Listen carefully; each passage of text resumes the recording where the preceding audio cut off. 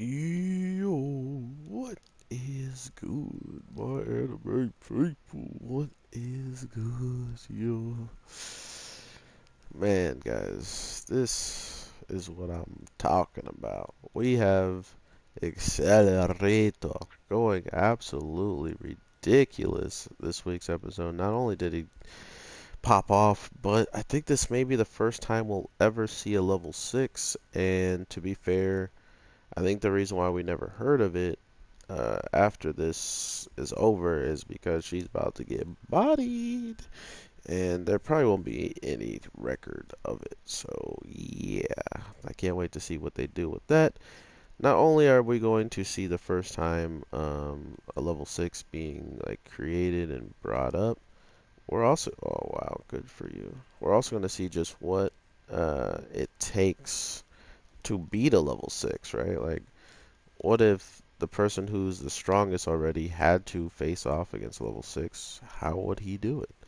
And that's another thing we get to see, which I'm actually pretty excited about. Not only is that happening, we got the absolute dopest power Accelerator's used since he's gotten the little thing on his neck as of recently throughout this part of the series, because I've noticed a lot of people have picked up this show without even knowing that there's another show out there, like, which kind of sucks because this Accelerator is pretty strong and like dope and stuff, but what people don't understand is there's literally um, way more story for him than this. Like, he's even had a flashback of him getting shot and showing you his like headshot wound, and that headshot wound wasn't even explained after that. It was a flashback, and people are just like, "Oh yeah, I guess that's the reason why he's in the hospital." It's like, but when did this happen? You know what I mean? Like, why isn't this happening on screen? And people are like, "Oh well, that's why it's a flashback. So at least we know something about it." It's like, no, that would be bad storytelling. So there's a whole storyline as to why he got shot, why he was even in a position to get shot, or why he has the power that he has and still couldn't stop this bullet from reaching him. Um, there's a lot to be said about that series, but that's not what we're here for. We get to see um, our little necromancer girl trying to get in and save the day, but with a show like this, it's usually the best bet to let the villains win sometimes. So the heroes can be even more heroish and brave and strong.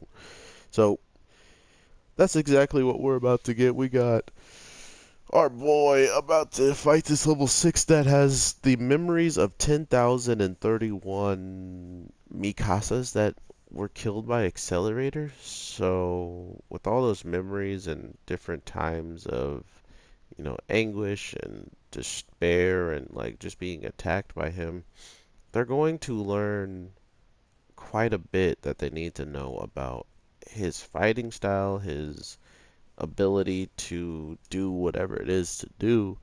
But not only that, they're going to know ways that he reacts to certain things, and that should play a decent part on them getting maybe the neck up on him a little bit, but to see how the robots got handled and they also had the memories installed in them, it kind of doesn't matter, right?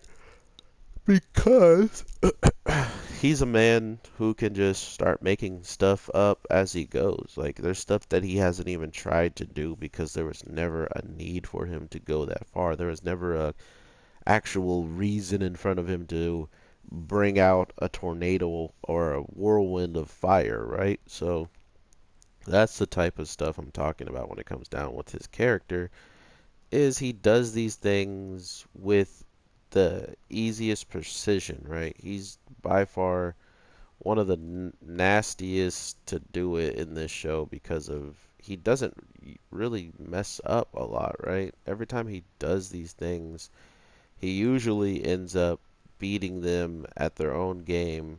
And then after beating them at their own game, he winds up showing us just what he was capable in the first place if he hadn't been holding back and he went all out in the beginning. So it's stuff like that that give me a pretty good like thought process as to where the show's gonna go as a whole and where this ultimate's gonna go in my face because I'm doing a move. I suck. But other than that, we are looking pretty good in this show when it comes down to like the action. The backstory was very, very well done. It actually gives us more reason as to why the necromancer girl is going to be even more important than we first expected probably or stuff like that. So I like all those things coming up. Look, I'm making a whirlwind of fire too with the body.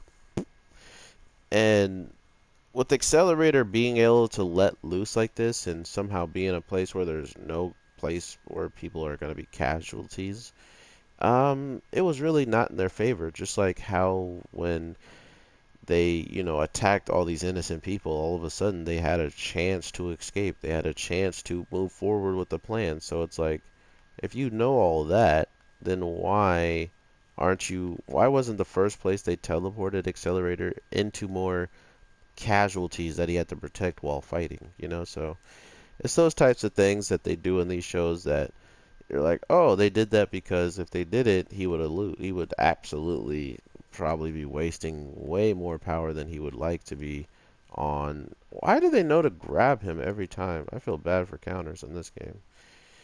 And I just don't know why they're afraid to even make Accelerator that much stronger.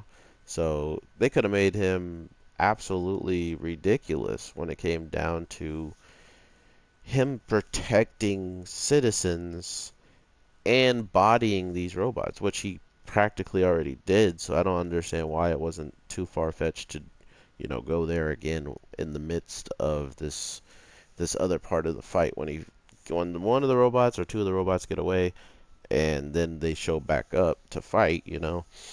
Why didn't they use the citizens? That's my only like critique with the battle strategy of these robots and seeing how they don't care about any of those people at all. That should have been the best move, seeing how it's already calculated to give you time or at least give you openings. So boom, bam. Regardless of the fact of you doing that technique, you would have a better chance. But I think even the guy who was watching kind of probably got cocky, and knowing that they had installed all the memories, must have thought they got light years ahead of him in power just because certain things were working in their favor, like the teleporting and reappearing the guy after being attacked and then bringing him back after the attack is over, stuff like that. But amazing, amazing, amazing stuff, man. I love Accelerator so much, and to see him get this spotlight has been truly, truly invigorating. Like, it just goes to show you what they're capable of doing with some of the most,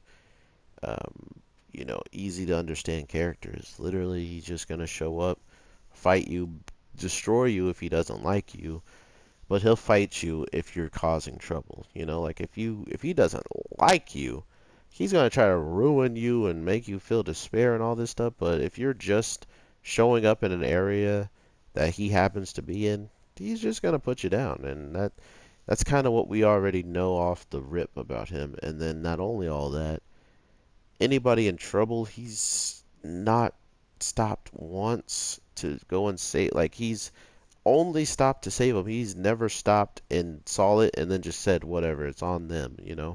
Unless somebody may be strong enough to handle the situation.